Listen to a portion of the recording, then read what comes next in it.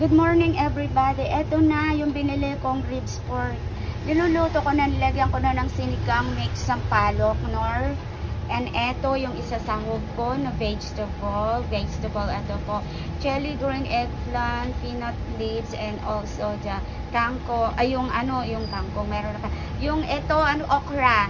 So, eto guys, see you later. Ipakita ko sa inyo pag malapit na, pagluto na, okay? Eto malapit na siya. Yan na, nagkukulo-kulo na siya. Nilagyan ko na ng onions, nilagyan ko siya ng magic syrup, yung mga ganyan, nor pork cubes.